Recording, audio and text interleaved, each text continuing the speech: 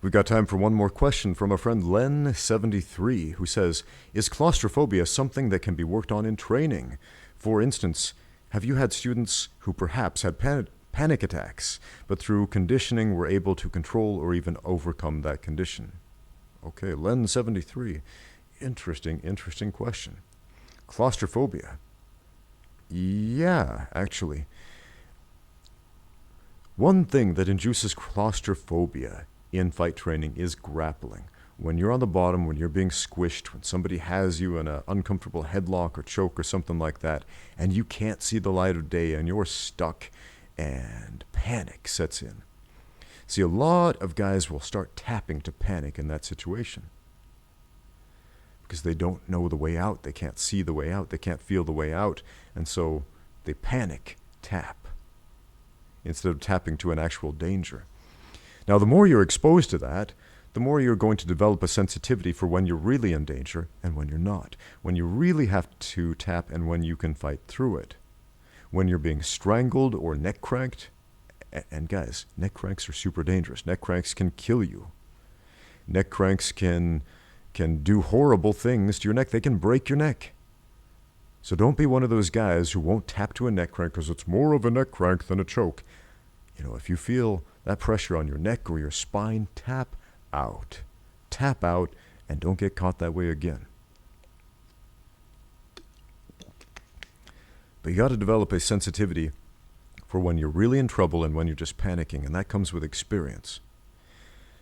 So I would say when I started out, yeah, I experienced that claustrophobia, that grappling claustrophobia. Being stuck in these horrible positions because, I was this unathletic weakling who didn't know how to grapple, didn't know how to move, and I was fighting these giant monsters who squished me, who knew how to grapple, and I felt like, oh, there's nothing I can do. Oh, and yeah, when you're in that situation, you're gonna get squished, but you're gonna get used to it after a while. And then you're going to develop that sensitivity for when you're really in trouble and when you're not. And then after a while, it's no big deal. And you can say the same thing about striking. I was sparring with some of my students today, and it's interesting to watch the new guys and how they flinch. The flinch reaction is a natural human instinct when there is perceived danger. So if you punch at somebody's head, they will flinch if they're not conditioned or trained to do otherwise. And so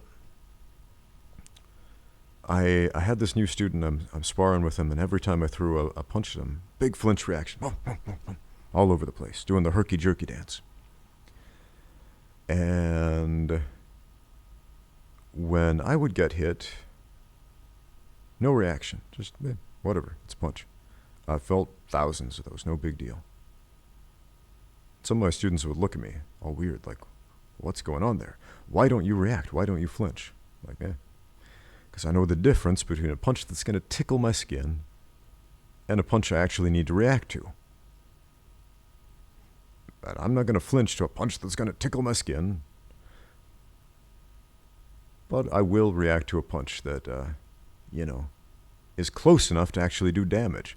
So I'm not looking at the hands, and you shouldn't watch the hands when you're fighting. You should watch the body. Watch the position of the feet relative to your feet. How close is your opponent to you? Are they close enough to do damage, or close enough to tickle you, or close enough to do nothing? Anyway, that's another thing you develop a sensitivity for over time. Now, claustrophobia. I know some people have extreme cases of this. Have I had students who suffered from extreme cases of claustrophobia? Yeah, probably. And most of them, after grappling for the first time, never come back to do grappling again because they hate it. Other people have issues with human contact, with close contact. They don't like touching other people. They don't like other people touching them, and they can't handle it. And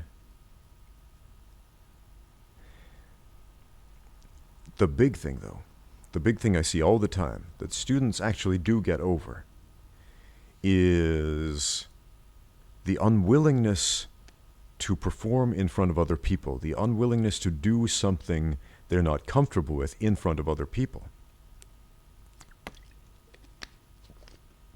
And that'll happen all the time. There was this girl who came to me for private training.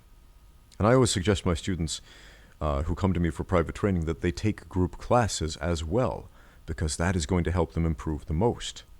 Because, if they're just picking my brain for technique and holding mitts or sparring with me specifically, that doesn't help them to the extent that training with a wide variety of training partners does. It's very useful to train with a coach and get one-on-one perspective and insight and all that good stuff, but it's so much more useful if you combine that with a wide variety of experiences with multiple training partners.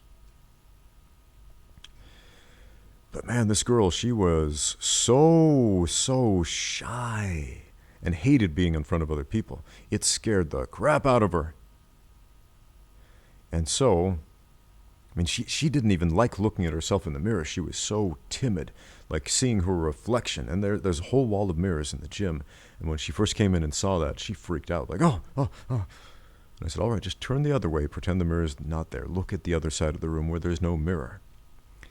And eventually, she got to the point where, she could look at herself in the mirror, and eventually to the point where she could exercise in front of other humans. And that might sound like, no big deal, I can do that. Had a guy write on my video the other day, how to do cartwheels when you can't. He said, well, I can do cartwheels. Everybody should be able to do cartwheels. Like, come on, man. Lots and lots of people cannot do it, and they don't know how. Some little kids figure it out immediately without being taught, and a lot of people have no clue and live and die without ever being able to do it.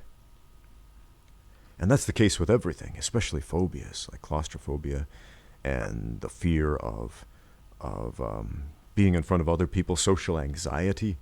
Man, that's something that plagues the world. It might not plague you, but it plagues a lot of people. So, yeah, this girl made gradual improvements over time. And how do you do that? You expose yourself gradually to that thing that you're afraid of. You face your fears head on and you accept the fact that you're going to die. You accept the fact that the worst thing possible will happen to you. You accept the fact that people are going to stare, people are going to laugh, people are going to squish you, that it's going to be uncomfortable, that you're not always going to be able to breathe, and that ultimately you're going to die, and you make peace with that, and you're okay with that. Like, okay, this is happening now, and I'm okay with it. And that's a process, and it's a process that happens by exposing yourself to it. Thank you for the question.